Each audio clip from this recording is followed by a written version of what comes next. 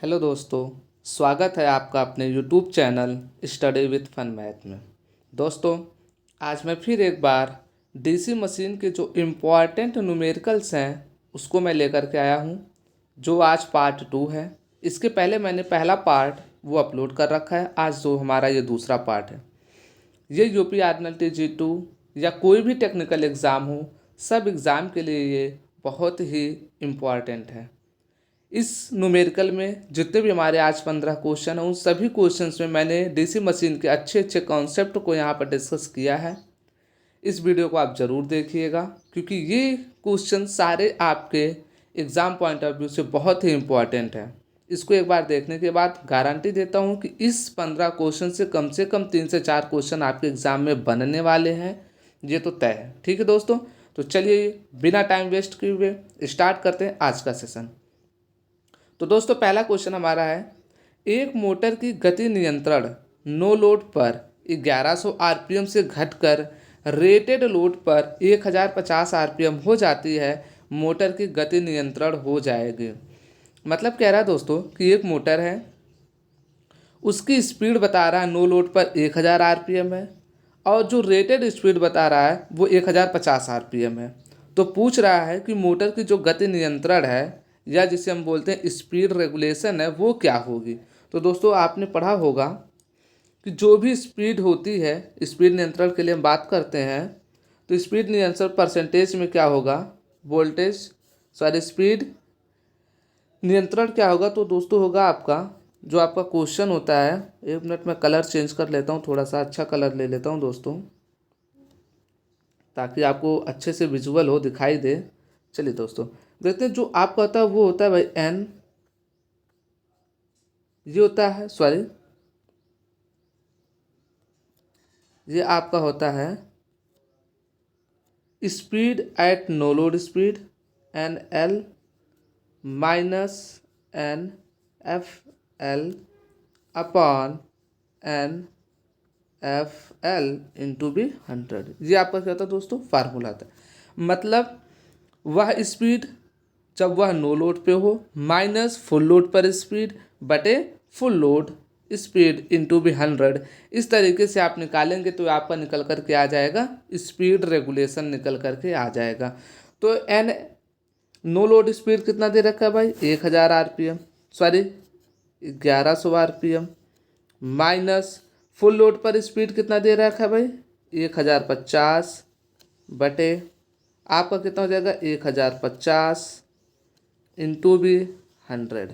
तो जब आप इसको सॉल्व करेंगे तो 1100 में से 1050 हटाएंगे तो बचेगा 50 बटे 1050 इंटू भी 100। ठीक है, तो यहाँ 100 है, 100 है, तो एक जीरो से एक जीरो कैंसिल, बचेगा कितना, 50 बटे 150, 105। तो इसे 5 से हम काटेंगे तो ये 5 गुणे 5 से काटेंगे 10 बार जाएगा, और इसे 5 से काटेंगे तो ये 21 बार जाएगा। कितनी बार जाएगा, 21 बार।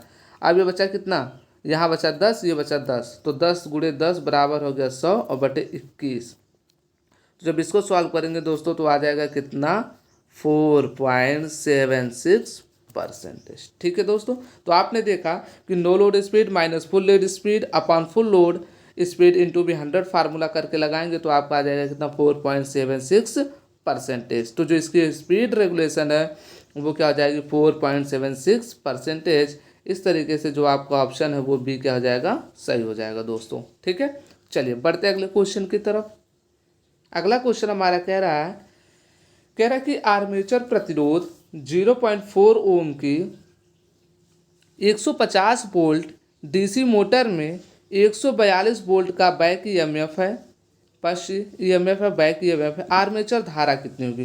तो दोस्तों, इसके पहले लेक्चर में मैंने बहुत अच्छे से इस फार्मूले को डिस्कस कर रखा है, और मैंने बार बार बताया कि ये फार्मूले बहुत बार आपके एग्जाम में यूज होते हैं। तो जो ये कह रहा है आर्मेचर प्रतिरोध 0.4 ओम और 150 वोल्ट डीसी मोटर में 142 वोल्ट का बैक ईएमएफ है। बैक ईएमएफ का मतलब आपको दे रखा है ई बी बराबर 142 वोल्ट।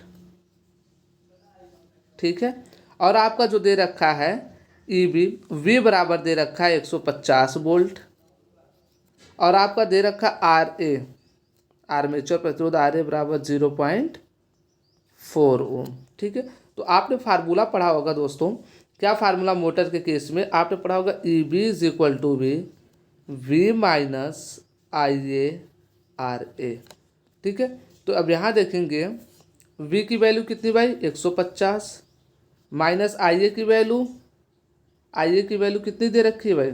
अच्छा, आपको आई ए की वैल्यू निकालनी है, आर्मेचर धारा कितनी होगी, तो ये हो गया आपका आई ए। आर ए की वैल्यू कितनी है 0.4 और ये ई बी की वैल्यू दे रखा है 142 वोल्ट। अब ध्यान से देखना, ठीक है दोस्तों। अब क्या करेंगे हम लोग, ध्यान से देखेंगे। अब इधर आपने देख लिया होगा, स्क्रीनशॉट ले लीजिएगा। फिर मैं इसको अब रफ कर रहा हूँ, इधर ये जो दे रखा है इसको मैं रफ कर रहा हूँ। फिर इसके बाद देखते हैं, इस चीज़ को इधर लिखते हैं हम लोग, है ना। इसको इधर ले आएंगे और उसको इधर करेंगे, है ना। ठीक है दोस्तों, तो चलिए थोड़ा सा देखते हैं। इसको रफ करने में थोड़ा टाइम लग रहा है, ध्यान दीजिएगा। ज़्यादा नहीं रफ करना है, बस थोड़ा सा रफ करके हम आपको दिखा दे रहे हैं। ठीक है, अब देखो 150 वोल्ट है और आपको चाहिए किसकी, आई ए की वैल्यू। आई ए आर ए को इधर लाओ, आई ए को इधर लाओ, तो ये माइनस से इधर क्या आएगा, प्लस में हो जाएगा। तो ये आपका हो जाएगा क्या भाई, ये हो जाएगा, कलर चेंज कर ले ताकि आपको अच्छे से विजुअल हो। ठीक है, तो हो जाएगा आई ए और इंटू 0.4 इक्वल टू भी कितना हो जाएगा, इसको इधर लाए तो प्लस हो गया, अब इसको इधर ले आओ तो ये हो जाएगा 150 और माइनस 142। अब ये हो जाएगा कितना भाई, अब थोड़ा सा इधर देख लेते हैं हम लोग। आइए, अब आइए बराबर कितना हो जाएगा, तो आइए भाई 150 में से 142 घटाएंगे, बचेगा कितना 8/0.4। तो जब 0.4 को डिवाइड करेंगे तो कितना आ जाएगा 20 एम्पियर। कितना जाएगा भाई 20 एम्पियर। तो आई ए की वैल्यू कितनी होगी 20 एम्पियर। आर्मेचर प्रतिरोध 0.4 ओम के 150 वोल्ट डीसी मोटर में 142 वोल्ट बैक ईएमएफ है। आर्मेचर धारा कितनी होगी, तो आप बताएंगे 20 एम्पियर। किस फार्मूले से, तो ई बी बराबर B minus I A R A के फार्मूले से। ठीक है दोस्तों, चलिए बढ़ते हैं अगले क्वेश्चन की तरफ। अगला हमारा क्वेश्चन कह रहा है, एक 230 वोल्ट डीसी मोटर 40 एम्पियर विद्युत धारा खपत करता है तथा 1100 आरपीएम पर चलता है। यदि आर्मेचर तथा शंट फील्ड प्रतिरोध क्रमशः 0.25 ओम और 230 ओम हो तो पश्च बैक ईएमएफ क्या होगा, ये आपसे पूछ रखा है। तो दोस्तों ध्यान से सुनिएगा, क्या आपको निकालना बैक ईएमएफ, किसकी बात कर रहा है, डीसी मोटर की। तो डीसी मोटर के केस में मैंने अभी आपको बताया बैक ईएमएफ जो होता है वो E B is equal to क्या होता है भाई, V minus I A R A. ये आपका क्या होता है भाई, बैक ईएमएफ होता है। ठीक है, E B is equal to V minus I A R A. अब यहाँ पर देखिए, आपको ई बी भी पता होगा, पता है। अच्छा, आपको निकालना है भी, वी पता है कितना 230 वोल्ट और उसके बाद आर ए की वैल्यू भी दे रखा है कितना 0.5 ओम। बट आई ए की वैल्यू आपको पता नहीं है, क्योंकि यहाँ पर जो ये दे रहा है 40 एम्पियर विद्युत धारा खपत करता है, इसका मतलब क्या है, ये लोड करंट की बात कर रहा है। तो यहाँ पर आपको दे रखा आई एल बराबर कितना 40 एम्पियर। बट आपको पता होना चाहिए ये डीसी मोटर है और डीसी मोटर में आई एल जो होता है, आई एल बराबर होता है दोस्तों आई ए प्लस आई एस एच। अब देखना, ये जो आई एल आपको कितना दे रखा है भाई, आई एल आपका कितना दे रखा है, आई एल आपका दे रखा है 40 बराबर आई ए आपको निकालना है, जो हो गया आई ए प्लस आई एस एच भी आपको नहीं पता, तो आई एस एच बराबर क्या हो जाएगा V upon R S H. तो ये हो जाएगा आपका आई ए और v की वैल्यू कितनी है 230 बटे आर एस एच का मान कितना भाई 230। तो हो जाएगा आई ए प्लस 1, इसकी वैल्यू कितनी आ जाएगी 1। तो ये आपका हो जाएगा आई ए इज इक्वल टू, आई ए यहीं रहने दो, ये जो एक एम्पियर आया इसको इधर पक्षांतर करोगे तो कितना हो जाएगा, आई ए की वैल्यू 39 एम्पियर। तो आई ए की वैल्यू कितनी आ गई दोस्तों 39 एम्पियर या 39 एम्पियर। अब आपके पास फार्मूला है, फार्मूला क्या है तो वो देख लीजिएगा। फार्मूला आपका है क्या, E B is equal to B, E B equal to B V minus I A R A. तो वी की वैल्यू दे रखा है 230 माइनस आई ए की वैल्यू अभी हमने निकाला 39 गुणे आर ए की वैल्यू कितनी भाई 0.25 ओम, 0.25 ओम। तो ये हो जाएगा 230 माइनस, जब इसको आप मल्टीप्लाई करेंगे तो कितना आ जाएगा 9.975।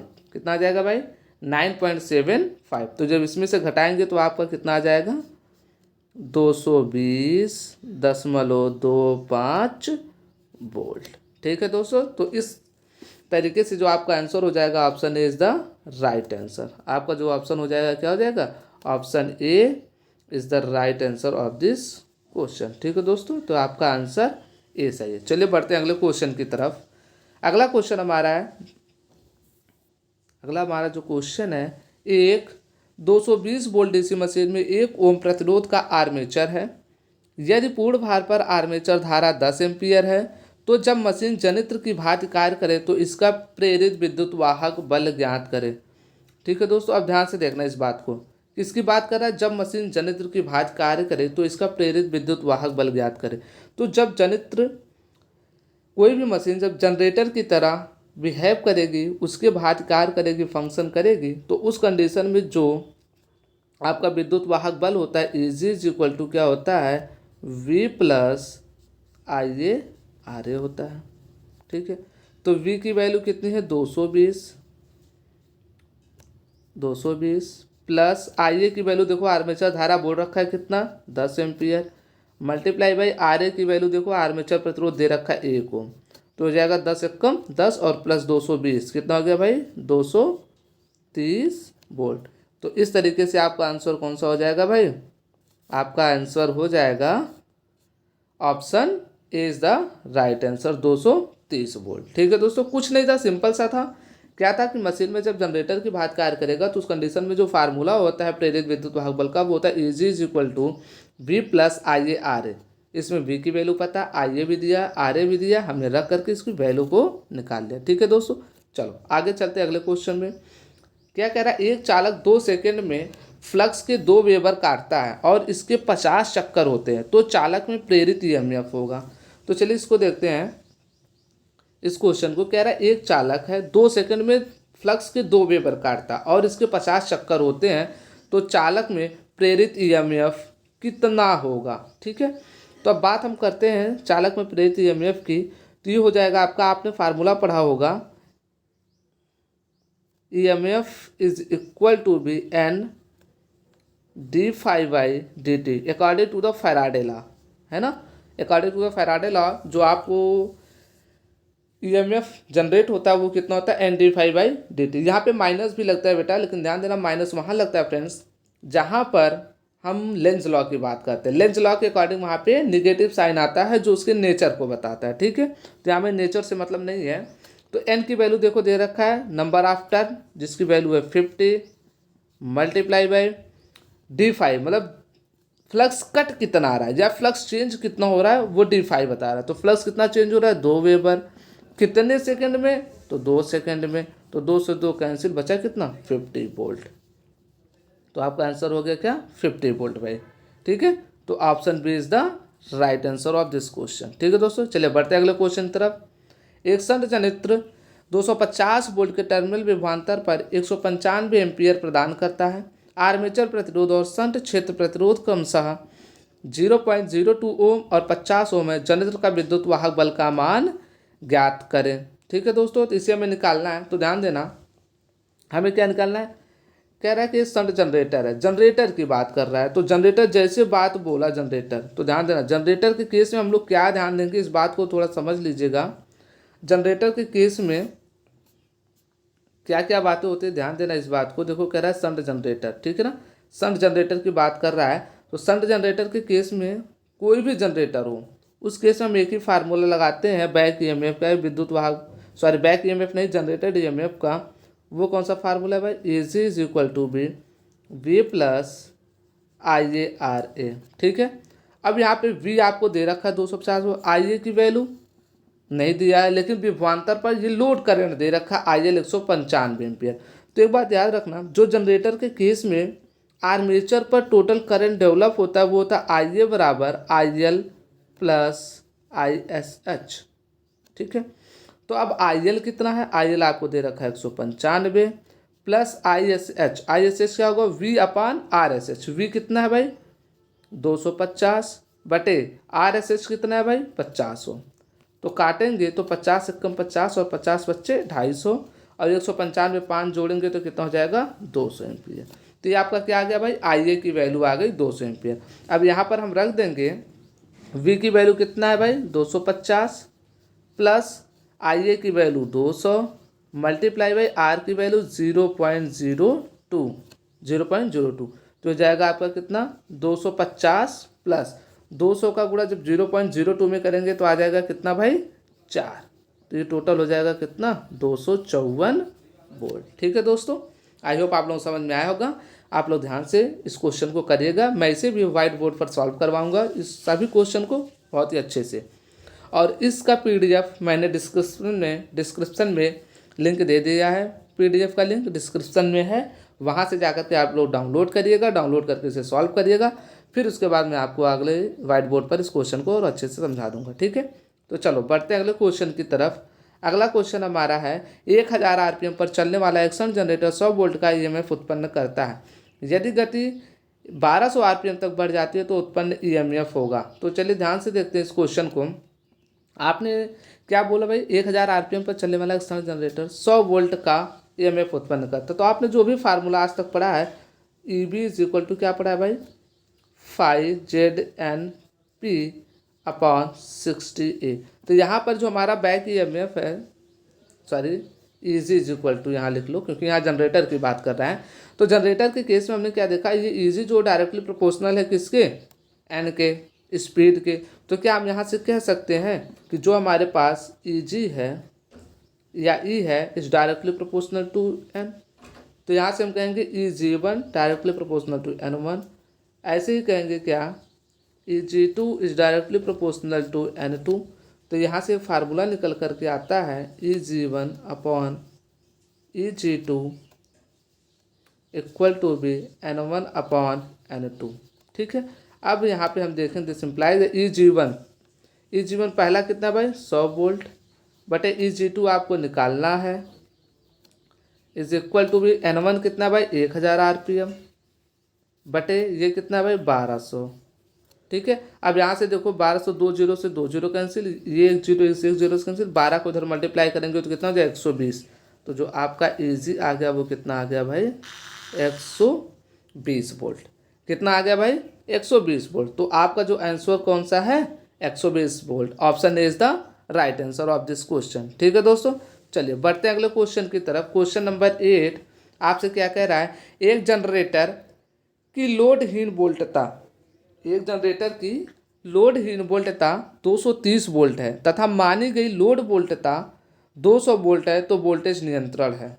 देखो दोस्तों इसमें क्या कह रहा है लोडहीन वोल्टता मतलब नो लोड पर वोल्टेज और मानी गई मतलब क्या जो लोड पर वोल्टेज है वो कितना है 200 वोल्ट है तो वोल्टेज नियंत्रण पूर्ण रखा है।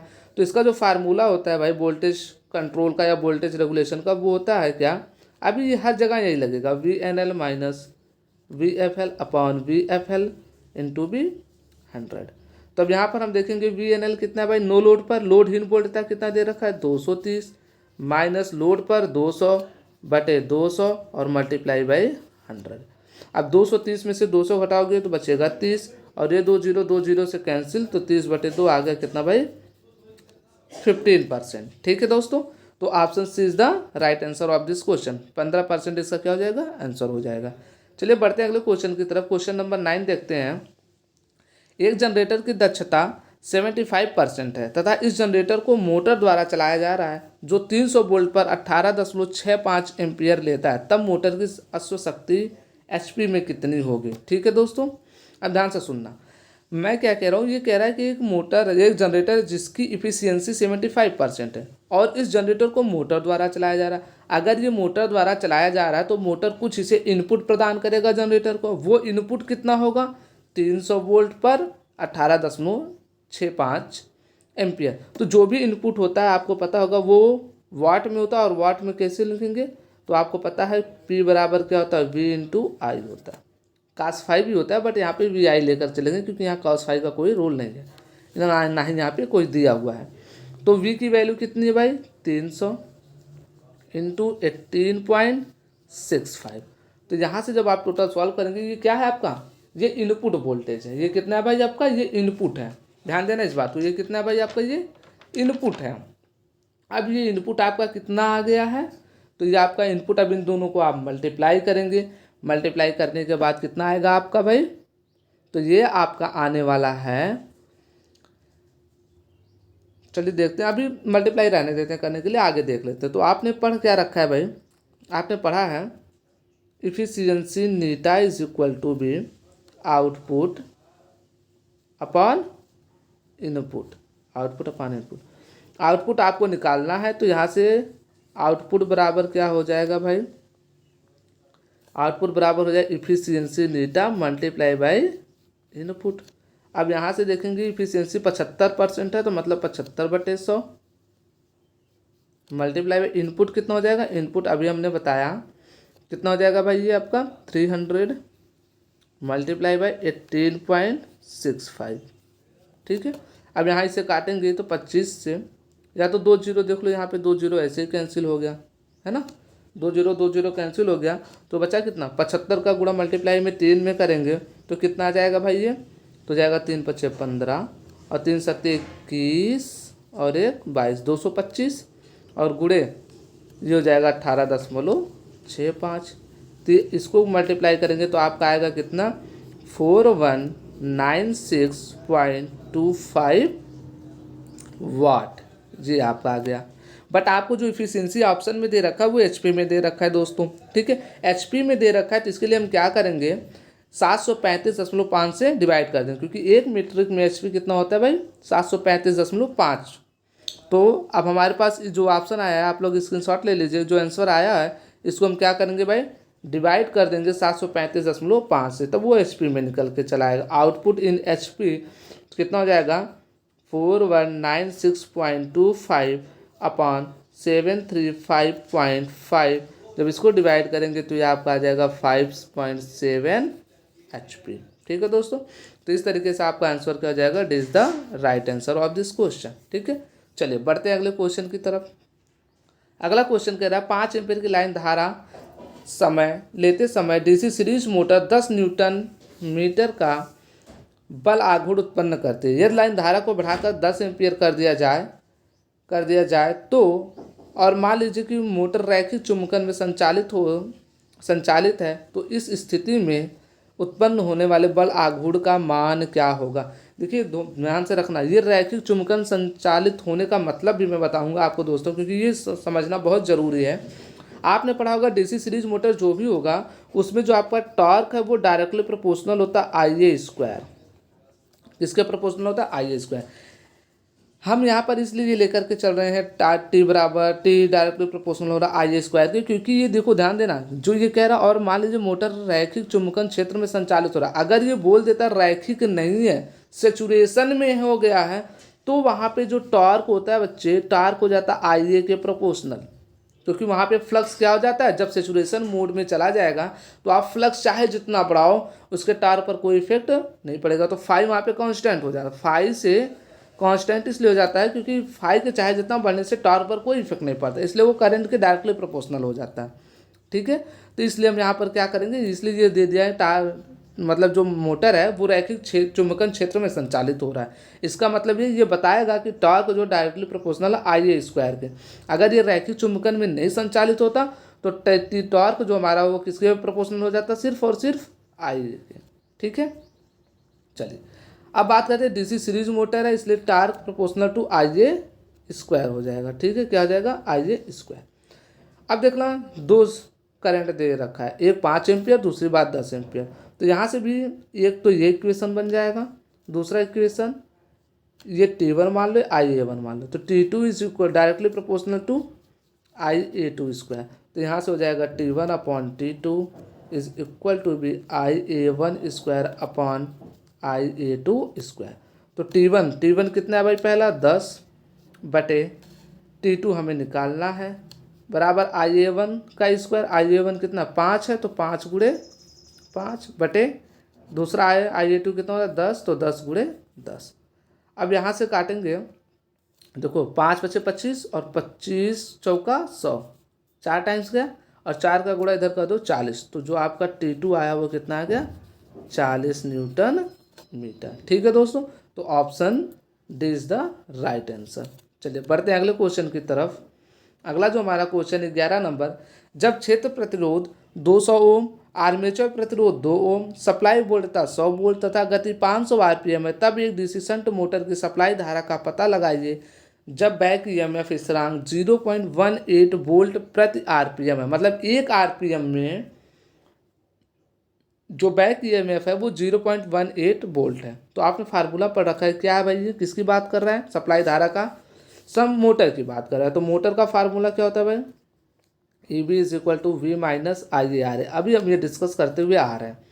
अब ई बी की वैल्यू कितनी देखिए, 0.18 वोल्ट प्रति आरपीएम। एक आरपीएम में इतना है, तो आरपीएम है कितने, 500, तो 500 मल्टीप्लाई कर देंगे, इक्वल टू वी की वैल्यू 100 दे रखा है, माइनस आई ए की वैल्यू आपको बताना है। ठीक, आर ए की वैल्यू दे रखा है कितना, आर ए की वैल्यू 2 दे रखी है, इंटू 2। अब देखिए आई ए आर ए इधर लाओ तो हो जाएगा आई ए इंटू 2, इधर आएगा पॉजिटिव, ये हो जाएगा 100, और ये इधर आएगा तो माइनस, और जब इसको मल्टीप्लाई करेंगे तो आ जाएगा कितना भाई, 90। और यहाँ से आई ए बराबर कितना हो जाएगा, 100 में से 90 घटाएंगे 10, और 2 को इधर लाएंगे डिवाइड करेंगे तो 2 से डिवाइड करेंगे तो आ जाएगा कितना, 5 एम्पियर। कितना आ गया भाई, 5 एम्पियर। करंट की वैल्यू कितनी आ गई, 5 एम्पियर। तो ऑप्शन कौन सा हो जाएगा भाई, ये तो 5.5 एम्पियर दे रखा है। कहीं पे गलत हो रहा है क्या भाई, ज़रा चेक करना और बताना, कहीं पे कोई क्वेश्चन गलत हो रहा है क्या। ये 5 एम्पियर ही आएगा मेरे दोस्त, ठीक है, कितना आएगा, 5 एम्पियर। ये टाइप करने में प्रॉब्लम हो गया होगा, तो ये 5 एम्पियर आएगा। ठीक है, तो चलिए बढ़ते हैं अगले क्वेश्चन की तरफ, है ना।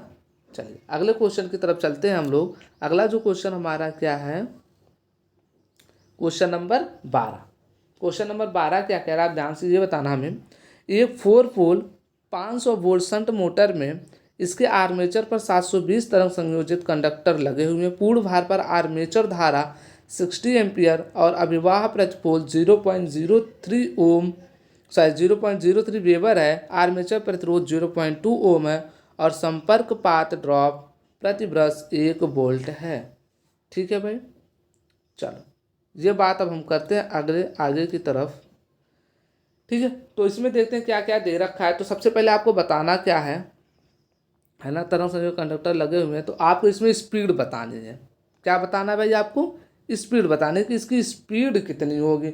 अब स्पीड बताने के लिए मतलब एन आरपीएम की वैल्यू हमें बतानी है। अब कैसे हम लोग बताएंगे उस चीज़ को देखते हैं। ये 4 पोल दे रखा है, कितना दे रखा है, 4 पोल। ठीक है, तो स्पीड निकालने से पहले आपको फार्मूला पता होना चाहिए उसका। ई बी बराबर 5ZNP/60 है, क्योंकि मोटर है, ई बी हम यहाँ यूज करेंगे। अब यहाँ पे कहीं भी ई बी नहीं दे रखा है, तो सबसे पहले हम निकालेंगे E B. E B is equal to क्या हो जाएगा भाई, V minus I A R. अब मैं फार्मूला नहीं लिख रहा हूँ, तो वी कितना है भाई, 500 वोल्ट, माइनस आई ए कितना दे रखा है, पूर्ण भार पर आर्मेचर धारा 60, आर ए की वैल्यू कितनी दे रखी है, आर्मेचर प्रतिरोध 0.2। तो इसको जब मल्टीप्लाई करेंगे तो होगा 60 दूना 120, 120 में 12 घटा देंगे तो कितना आएगा भाई ये। अच्छा ठीक है, एक बात और ध्यान से सुनना। उसके बाद साथ साथ वोल्टेज ड्रॉप ब्रश का भी दे रखा है। क्या दे रखा है, ब्रश का भी वोल्टेज ड्रॉप दे रखा है। 1 वोल्ट है तो ब्रश होते कितने, 2। एक ब्रश के अकॉर्डिंग 1 वोल्ट है, तो 2 ब्रश के अकॉर्डिंग 2 वोल्ट होगा, तो 2 गुणे 1, तो यहाँ से हो जाएगा कितना, 500 माइनस 12 और माइनस 2, तो ये हो जाएगा कितना आपको भाई, 486 वोल्ट। ये ई बी की वैल्यू आ गई। अब यहाँ से हम ई बी बराबर 5ZNP वाला फार्मूला लगाएंगे। क्या फार्मूला होगा भाई, ई बी बराबर 5ZNP/60A। अब यहाँ से यन बराबर निकालना, तो यन बराबर आपका क्या हो जाएगा, यन इज इक्वल टू भी E B multiply by 60A upon क्या हो जाएगा भाई, अपॉन के बाद हम लिखेंगे 5ZP। तो चलिए इसी फार्मूले को हम आगे लिखते हैं कि यहाँ पे स्पेस कम है, तो चलिए फार्मूले लिखते हैं। एन बराबर हमने क्या निकाला भाई, एन बराबर हमारे पास आ गया E B multiply by 60A upon 5ZP। P. ठीक है, ईवी की वैल्यू अभी हमने निकाला था, कितना आया था भाई 486 मल्टीप्लाई बाई 60, और ए की वैल्यू देखो तरंग संयोजित मतलब वेव बाउंड है, तो ए की वैल्यू कितनी हो जाएगी 2 अपॉन 5 की वैल्यू दे रखा 0.03 मल्टीप्लाई जेड की वैल्यू दे रखा है 720 और मल्टीप्लाई बाई पी की वैल्यू, चूंकि ये वेव बाइंडिंग है तो वेव बाइंडिंग में ए बराबर क्या होता है पी, तो ए बराबर पी मतलब ए की वैल्यू कितनी आ गई 2। कोई दिक्कत यहाँ पे? यहाँ पोल भले 4 है लेकिन ध्यान देना ये तरंग संयोजित है, वेव बाइंडिंग, और वेव बाइंडिंग में ए बराबर सॉरी ए बराबर पी नहीं होता दोस्तों, ए बराबर हमेशा क्या आता है, ए बराबर हमेशा आपका क्या आएगा, ध्यान देना इस बात को, ए बराबर हमेशा आपका 2 आएगा। क्या आएगा 2। वेव बाइंडिंग में हमेशा क्या होता है ए बराबर 2 होता है। ठीक है, ए बराबर क्या होगा 2 होगा क्योंकि ये वेव बाइंडिंग। ठीक है, अब इसको हमें सॉल्व करना है, तो देखो यहाँ पे ये क्या आ जाएगा 2 हो जाएगा, तो 2 से 2 कैंसिल हो जाएगा, ये 0 से 0 गया, 6 से काटेंगे 6 कम 6 और 72 को काटेंगे तो 12 बार जाएगा, और इस 12 को काटेंगे 6 दूनी 12, ये हो जाएगा 6 48 6 कम 6, तो ऊपर बचा कितना भाई, चलो इसको हम पहले रफ कर देते हैं, ध्यान से देखना, इसको हम रफ कर दे रहे हैं, इसको रफ करने के बाद तब हम आगे आपको दिखा रहे हैं सॉल्व करके।